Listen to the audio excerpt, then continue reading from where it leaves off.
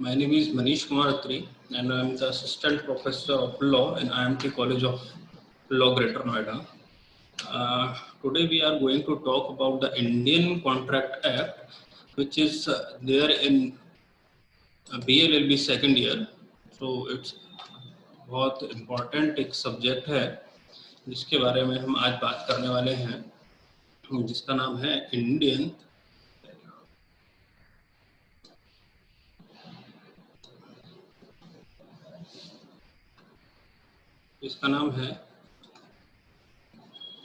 Indian contract act 1872। इसका देखिए weightage जो है हर एग्जाम में बहुत ज़्यादा है। इसका पीसीएस जे के बारे में बात करें, ठीक है, तो इसके 10 मार्क्स का कम से कम वेटेज रहता है। नेट में बात करें तो भी इसका 10 मार्क्स का वेटेज रहता है। उसके अलावा अगर आप किसी लॉ ऑफिसर की बात करते हैं, लॉ ऑफिसर के किसी भी एग्जाम की बात करते हैं, तो जो इंडियन कॉन्ट्रैक्ट एक्ट है एक बहुत इंपॉर्टेंट पार्ट प्ले करता है, ठीक है। अब एक जो ये ईयर है 1872, ये 1872 जो ईयर है एक बहुत ही इम्पोर्टेंट ईयर है, जिसमें दो जेम एक्ट्स हमारे आए हैं। एक है हमारा इंडियन कॉन्ट्रैक्ट एक्ट, एक है हमारा इंडियन कॉन्ट्रैक्ट एक्ट, ठीक है, और दूसरा है हमारा इंडियन एविडेंस एक्ट।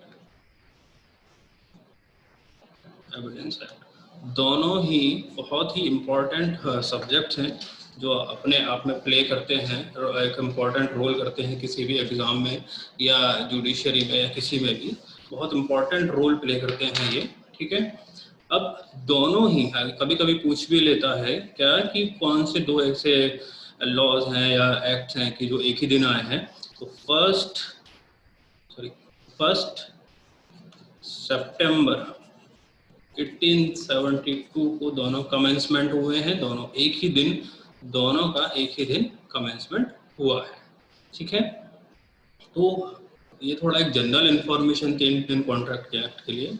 एक चीज़ मैं और बता देता हूँ, जैसे कि आप ईयर देख रहे हैं 1872, तो ये क्या है, ये ब्रिटिश रिजाइम का बना हुआ एक एक्ट है।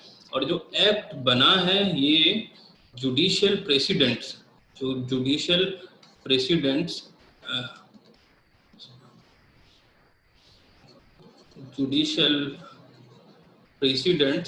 जो भी ब्रिटेन में फॉलो होते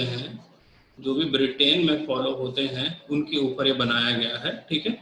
अब इसीलिए इस 1872 का ये एक्ट है, इसीलिए इसके आगे ये इंडियन लगाया है।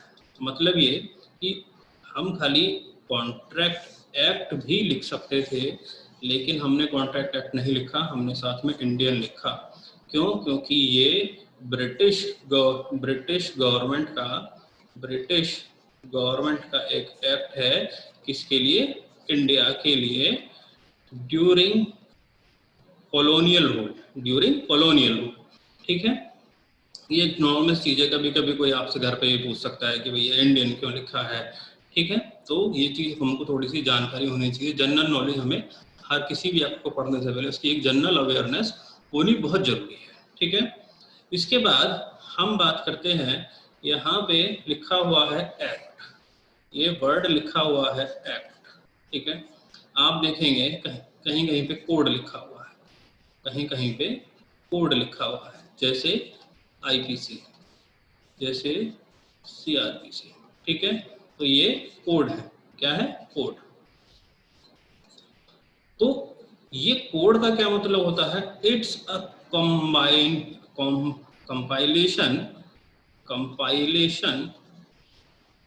compilation और combination of several acts, यानी कि हम कह सकते हैं कि जो हमारा आईपीसी है,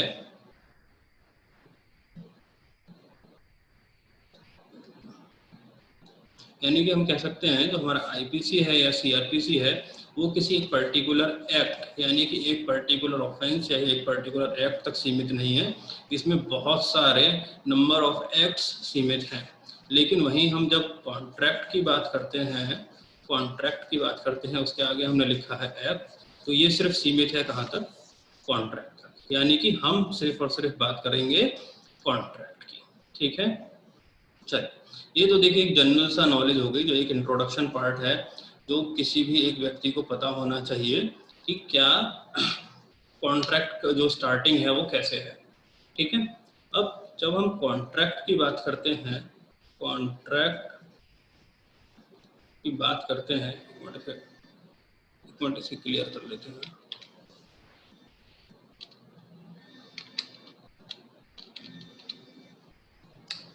ठीक है, जब हम कॉन्ट्रैक्ट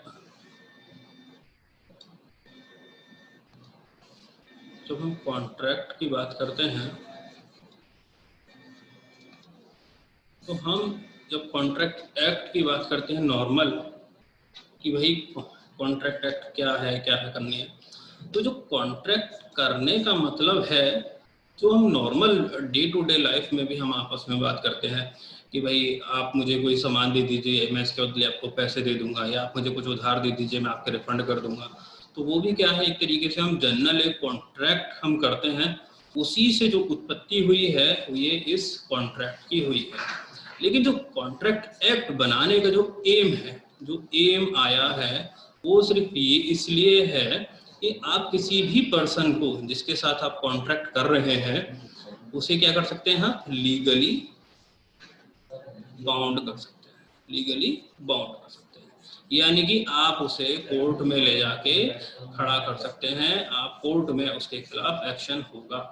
पहले क्या बात होती थी कि अगर हमने नॉर्मल कोई ए और बी के बीच में कोई भी कॉन्ट्रैक्ट हुआ है तो हम कहते थे कि भाई ये जवान की बात है। तो जवान की बात का अब कोई महत्व है नहीं, जवान की बात का अब कोई महत्व है नहीं, कोई रिलेवेंसी नहीं रही है। तो इसलिए हमने इसका जो फॉर्मेशन है, ये जवान वाली बात है, इसका जो फॉर्मेशन है हमने उसे किस में कर दिया, एक कॉन्ट्रैक्ट में कर दिया। ठीक है, अगर हम कॉन्ट्रैक्ट में कर देते हैं तब इसका सिर्फ और सिर्फ एक ही मतलब होता है कि हम उसे लीगली बाउंड कर रहे हैं और इसका कोई मतलब नहीं, यानी कि हमें कोई लड़ना नहीं है, कोई हमें डंडे नहीं बजाने हैं या कुछ नहीं करना है, हमें सिर्फ एक कोर्ट में जाना है और उसके खिलाफ केस करना है कि भैया इसने जो है मेरे साथ एक कॉन्ट्रैक्ट हुआ था जिसका परफॉर्मेंस नहीं हुआ है, जिसका परफॉर्मेंस नहीं हुआ है। ठीक है,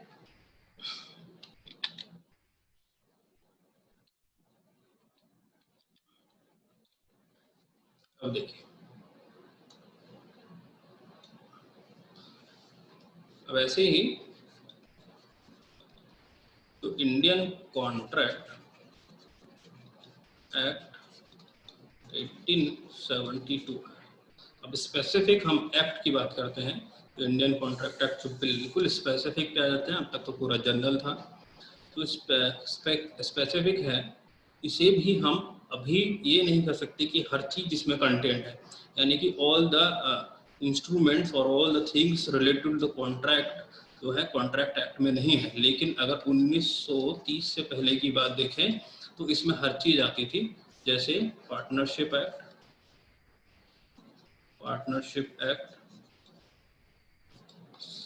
sales of goods act, insurance. ठीक है, कुछ जनरल चीजें हैं जो हमें कॉन्ट्रैक्ट करने के लिए चाहिए होती हैं, वो इसमें पहले आती थी लेकिन अब नहीं आती हैं, इन सबको अलग से एक्ट बना दिया गया है। अब जो हमारा बचा है जो सिर्फ इंडियन कॉन्ट्रैक्ट एक्ट जो दो चीजों के लिए बात करता है वो है, एक तो जनरल कॉन्ट्रैक्ट है, ठीक है, जनरल कॉन्ट्रैक्ट है, और दूसरा बात करता है किसके लिए, स्पेसिफिक कॉन्ट्रैक्ट, स्पेसिफिक कॉन्ट्रैक्ट। ठीक है, जनरल कॉन्ट्रैक्ट जो हम पढ़ेंगे सेक्शन 1 से लेके 75 तक पढ़ेंगे, उसके बाद हम पढ़ेंगे स्पेसिफिक कॉन्ट्रैक्ट जिसमें हम पढ़ेंगे गारंटी, ठीक है, आपका एजेंसी, इंडेमनिटी, ये सब चीजें कहाँ आती हैं? ये स्पेसिफिक जो कॉन्ट्रैक्ट है, यानी कि जैसे हम अगर हम लॉ स्टूडेंट्स की लैंग्वेज में कहें तो वो कॉन्ट्रैक्ट सेकंड की परिभाषा है, और इसे हम कहते हैं कि ये कॉन्ट्रैक्ट फर्स्ट है, जो कि हमारे प्राइमरी में पढ़ाया, मतलब कि सेकंड जो हमारा सेकंड ईयर है DLLB का, उसका एक सिलेबस है। ठीक है, चलिए अब जैसे आप देख ही रहे होंगे कि हम कॉन्ट्रैक्ट की बात कर रहे हैं। अब कॉन्ट्रैक्ट की बात करते करते हम लोग कुछ सीखें कि भाई कॉन्ट्रैक्ट जो है क्या है। कॉन्ट्रैक्ट कुछ नहीं है, हमने पहले बताया कि पार्टीज को बाउंड करने का, यानी कि लीगली बाउंड करना है, लीगली बाउंड करना है। इसमें कोई भी दो पार्टीज हो सकती हैं, जो मिनिमम इसका है A और B, या कोई भी दो पार्टीज हो सकती हैं। बिना दो पार्टीज के ये कॉन्ट्रैक्ट नहीं होगा। अगर सिंगल पार्टी है तो वो अपने आप से कॉन्ट्रैक्ट नहीं कर सकती, यानी कि दो पार्टीज होनी ही चाहिए। और दोनों पार्टीज कैसी होनी चाहिए? कॉम्पिटेंट पार्टीज होनी चाहिए। कॉम्पिटेंट का मतलब है कि साउंड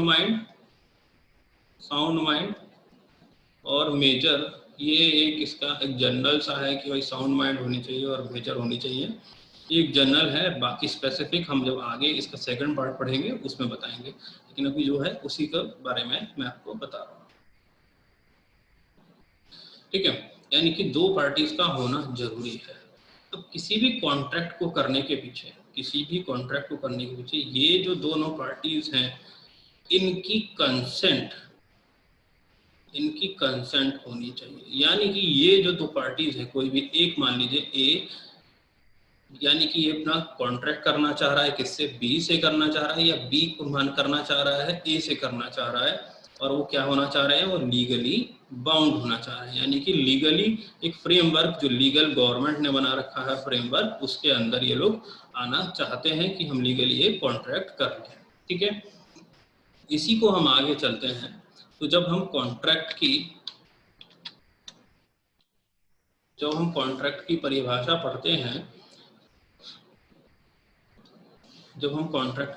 पढ़ते हैं, तो सेक्शन 2H कहता है, कॉन्ट्रैक्ट के बारे में बात करता है, यानी कि इसमें डेफिनेशन है। तो सेक्शन 2 है वो इंटरप्रिटेशन क्लॉज है। इंटरप्रिटेशन क्लॉज किसी भी सभी जितने भी एक्ट्स हैं सब में इंटरप्रिटेशन क्लॉज होता है। इसमें डेफिनेशंस दी हुई हैं। इसका मतलब क्या होता है कि आगे जितने भी वर्ड्स आएंगे, जो स्पेसिफिक वर्ड्स हैं, जैसे कॉन्ट्रैक्ट हो गया, एजेंट हो गया, एजेंसी हो गया, वो इस वाले उसमें दे रखा है, और उनका मीनिंग हर जगह वही समझा जाए तो इस क्लॉज में दिया हुआ है। हो सकता है इसमें ना हो, किसी और एक्ट में भी हो सकता है। इंटरप्रिटेशन क्लॉज का मतलब वही होता है। ठीक है, तो अब हम कह रहे हैं कि जो सेक्शन 2H में इसकी डेफिनेशन दी हुई है, लेकिन यहाँ तक पहुँचने के लिए, एक कॉन्ट्रैक्ट बनाने के लिए हमें एक बहुत लंबा सफर तय करना पड़ता है, जो कि शुरू होता है कहाँ से? मैंने आपको ये बताया, जो फर्स्ट इंग्रेडिएंट है, जो पहली जो चीज है कॉन्ट्रैक्ट को बनाने के लिए, वो क्या है? पार्टीज से शुरू होता है और कॉन्ट्रैक्ट तक पहुंचता है। लेकिन इसके बीच में बहुत सारी चीजें हैं जो कि हमें फॉलो करनी पड़ती है। अब जैसे अभी आप देखेंगे कि कॉन्ट्रैक्ट की डेफिनेशन क्या कहती है। एक बहुत छोटी सी डेफिनेशन है, an agreement enforceable by law is a contract। देखिए, बहुत छोटी सी डेफिनेशन है, लेकिन इसमें हम 1 से 75 तक सेक्शंस को ही कवर करेंगे। ये जरा सी डेफिनेशन सब सिर्फ कॉन्ट्रैक्ट की बात करती है, तो इतने से क्या कॉन्ट्रैक्ट हो जाएगा? नहीं। ठीक है, अब देखिए इसी डेफिनेशन में हम देखेंगे बाय लॉ, यानी कि एनफोर्सिबिलिटी बाय किससे करी हमने? लॉ से करी। यानी कि लीगली बाउंड, हम लोगों को ध्यान रखना है कि लीगली बाउंड करने वाला जो कॉन्सेप्ट है वो इसमें आ गया है, कि हमें लीगली बाउंड करना है, इसलिए हम कॉन्ट्रैक्ट कर रहे हैं। ठीक है, और किससे एनफोर्स करा रहे हैं हम? Enforceable by law. और कोई भी चीज लॉ कब एनफोर्स करेगा? जब वो लॉफुल होगी। ठीक है, अब हम बात करते हैं एग्रीमेंट की, ठीक है। ये तो एक छोटी सी डेफिनेशन हो गई कॉन्ट्रैक्ट की, लेकिन अब हम इसे कॉन्ट्रैक्ट तक पहुंचाना है, इसका सफर तय करना है। तो हम अब शुरुआत से यानी कि पार्टी से शुरू करते हैं। पार्टीज, अब मेरे मन में आया कि मुझे भैया किसी एक मैं मान लीजिए एक ए हूँ और चाहता हूँ कि बी के साथ एक कॉन्ट्रैक्ट करूँ, बी के साथ एक कॉन्ट्रैक्ट करूँ। तो ए अपना इंटेंशन, ए जो है अपना इंटेंशन किसका, टू कॉन्ट्रैक्ट, टू कॉन्ट्रैक्ट कि मुझे कॉन्ट्रैक्ट करना है, किसे बताएगा, बी को बताएगा। इंटेंशन अपनी बतानी है, इंटेंशन हम मुझे बतानी है किसे, बी को, कि मैं आपके साथ एक कॉन्ट्रैक्ट करना चाहता हूँ। तो जो इंटेंशन है, जो इंटेंशन है, हमने इसे इसी का नाम दे दिया है क्या, प्रपोजल। यानी कि प्रपोज, किसे प्रपोज करेगा, बी को प्रपोजल देगा या प्रपोजल रखेगा कि जी मैं आपके साथ एक कॉन्ट्रैक्ट करना चाहता हूँ। फॉर एग्जाम्पल ए बी को बोलता है कि मैं आपको 100 पेन सेल करना चाहता हूँ, कितने रुपए पे, 10 पर पेन, 10 रुपीज 10 पर पेन पे मैं आपको सेल करना चाहता हूँ, ठीक है। ये एक बात कह रहा है जनरल, किससे किससे कह रहा है, बी से। इसने अपना प्रपोजल रख दिया है किसके सामने, बी के सामने। क्यों, क्योंकि वो अपने 100 पेन्स देना चाहता है। अब देखिए नॉर्मल आप ट्रेडिशन में जाएंगे, दुकान पे जाएंगे, आप कहोगे भैया मुझे कुछ सामान खरीदना है या मुझे अपना पेन खरीदना है, तो वो आप कह रहे हो, यानी कि आपकी तरफ से प्रपोजल जा रहा है किसके पास, दुकान वाले के पास। लेकिन यहाँ उसमें थोड़ा सा आप कंफ्यूज ना हो, उसी भी को भी मैं आगे क्लियर करूंगा। तो इसमें क्या है, ये कह रहा है कि मुझे 100 पेन्स बेचने हैं ₹10 के, मान लीजिए कोई कॉलेज है बी, उसको बेच रहा है। बी कहता है ओके, बी कहता है ठीक है आप मुझे सेल कर दीजिए, मैं लेने को तैयार हूँ। यानी कि बी ने भी अपनी कंसेंट किसे दी है, ए को दी है, किस चीज के लिए, पेन खरीदने के लिए। तो अब इसमें क्या होगा, यानी कि ए ने क्या किया, प्रपोजल, ए ने क्या किया, प्रपोजल, और बी ने क्या किया, एक्सेप्टेंस, बी ने क्या किया, एक्सेप्टेंस।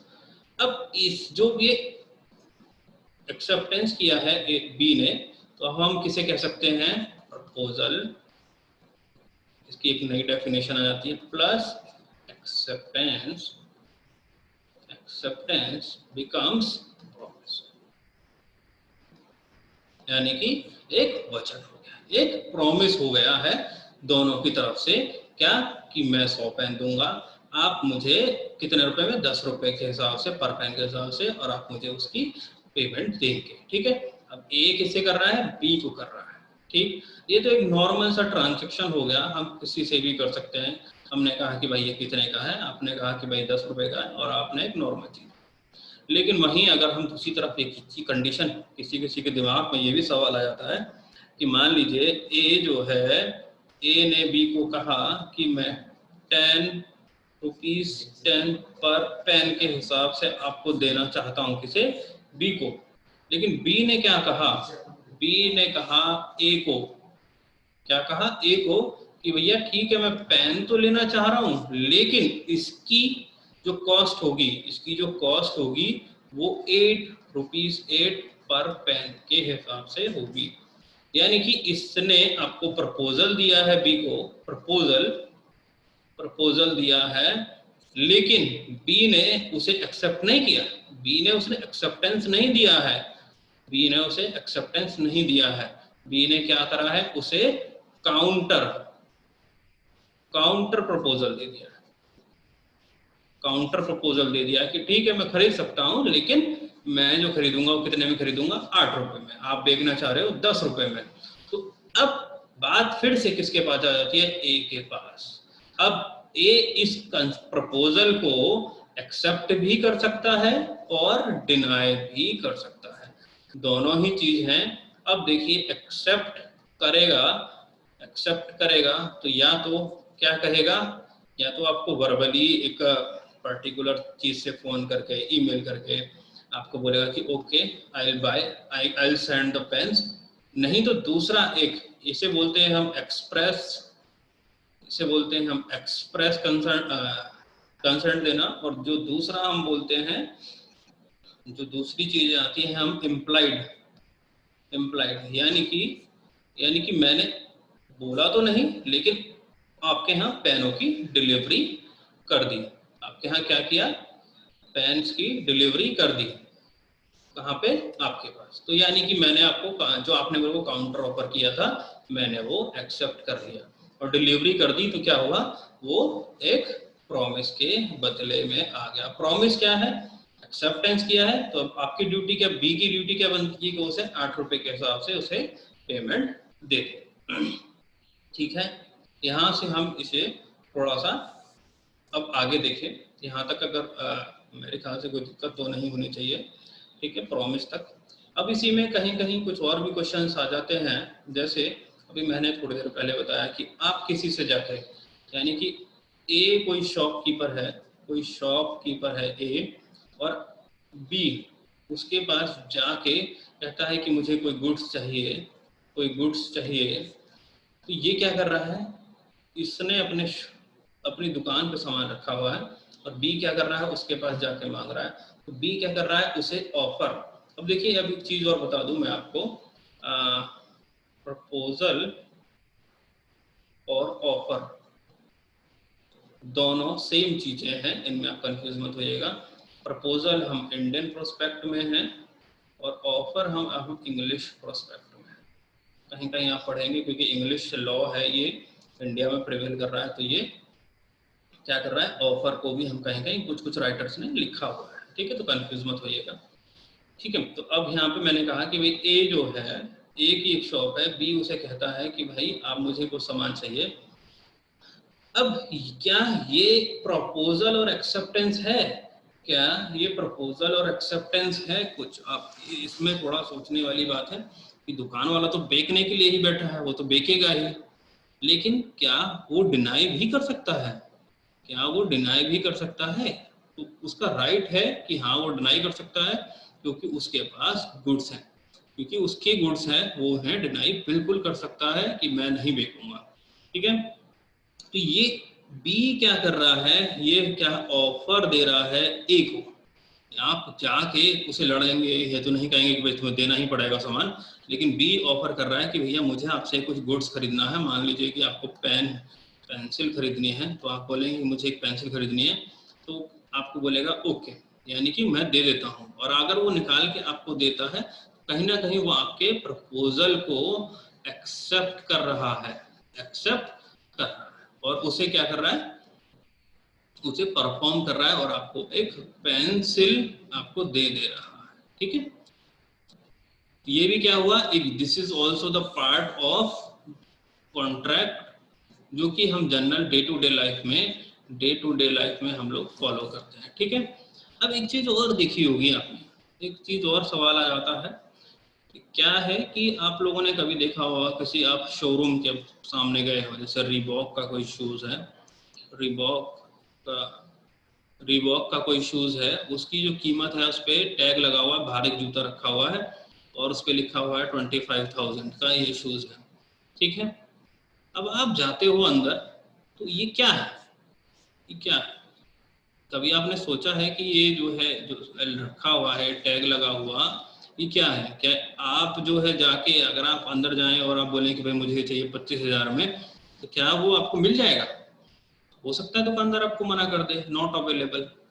ठीक है, लेकिन ये क्या है, ये जो लिखा हुआ एक टैग पड़ा हुआ है, ये क्या है? ये इसे हम कह सकते हैं, एक वर्ड आता है इनविटेशन टू ऑफर, ठीक है, अब ये जो इनविटेशन टू ऑफर है, यानी कि ये जो मैं दुकान वाले को कह रहा हूं कि ये जो रीबॉक का जूता है, मैं आपसे 25,000 में खरीदना चाहता हूं, जो आपने डिस्प्ले पे लगा रखा है। यानी कि मैं ऑफर मेक कर रहा हूं किसे, एक शॉपकीपर को या शोरूम वाले को। ठीक है, यानी कि एक इनविटेशन है, किसकी तरफ से? शॉप वाले की तरफ से, और मैं जो उसे आदमी उसे देख रहा है उस इनविटेशन को, वो क्या कर रहा है, एक ऑफर कर रहा है किसे, शोरूम वाले को, कि आप ये शूज, मैं खरीदने के लिए तैयार हूं, आप ये शूज मुझे बेच दीजिए। ठीक है, आज के लिए हम इतना ही करेंगे, इतना एंड करेंगे। इसके अलावा आगे हम जो है इसे कंटिन्यू करेंगे इसके आगे। ठीक है, ओके, थैंक यू।